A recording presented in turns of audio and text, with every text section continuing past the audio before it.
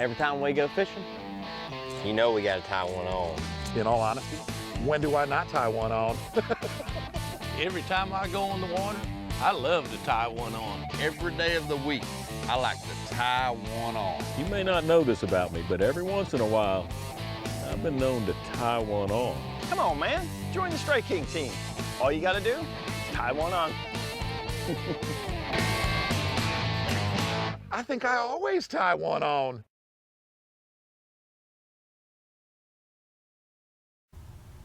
Mark Menendez here with you, and welcome to Michiana Outdoor News. Smallmouth and topwaters. I've got a couple alternative ways to fish some of our standard topwater baits that's exciting and really fun and easy to do.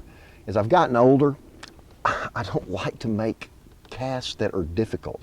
I've got elbow problems, tendonitis, and moving a topwater, making that stick bait move side to side, it's hard work. And I'm the laziest guy on tour, so I like to do things easy. I was at Lake St. Clair years ago, flat, calm day, and I was throwing a stick type bait, much like this sexy dog. I can see the bass on the sandbar. They're not even looking. I got mad. I started reeling it as fast as I could reel it, and all of a sudden, out of nowhere, a 5-pounder kills it. He's wearing it like a cigar. Well, I'm from Kentucky, Flatlander. I don't do well wearing shoes. It kind of hurts my brain.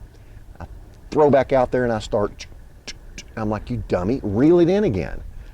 Fast on a pattern, and I catch a great sack of fish that day and do well in the tournament by simply casting the bait, throwing it and retrieving, keeping rod tip up at a 45 and retrieving it fast, so it's literally just skipping. It looks like a fleeing bait fish. I use 2 different sizes. This is the big 4.5-inch sexy dog, but what I normally do with that is I'll take the middle hook off because I want less drag. I want the bait actually like it's jumping, going away. Simple to do, 20-pound test line. I use monofilament here because monofilament floats.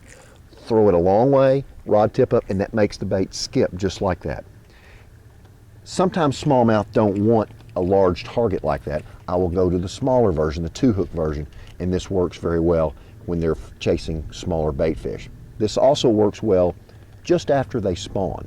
Now, certain days it needs to be flat and calm and they won't chase much. This technique doesn't work well when it's super flat. I want a little bit of ripple, just a hint of ripple. With that jumping, they can't see it as well. The ripple breaks up the water so they can't see it well. But on flat days, I go to a popper, just like these right here. This is the KVD popper, the KVD splash. It's the small size. This is the big size.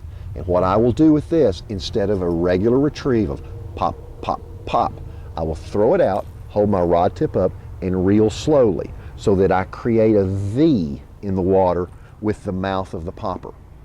It looks like a bait, one single bait fish is trying to get away. It's on the surface and it's hauling behind to get away from an oncoming predator.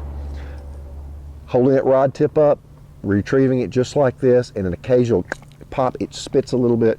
This mimics a fleeing bait fish. On days that it's totally flat and calm, that's what I'll use the popper, particularly on a post spawn. This is really critical on a post spawn because the smallmouth are very hungry. As we get through the fall and they're ready to feed and they want bigger baits, that's when I use the sexy dog and retrieve it. Simple cast and retrieves, making long cast, making my life easier, and exciting smallmouth fishing with topwaters in an unconventional way.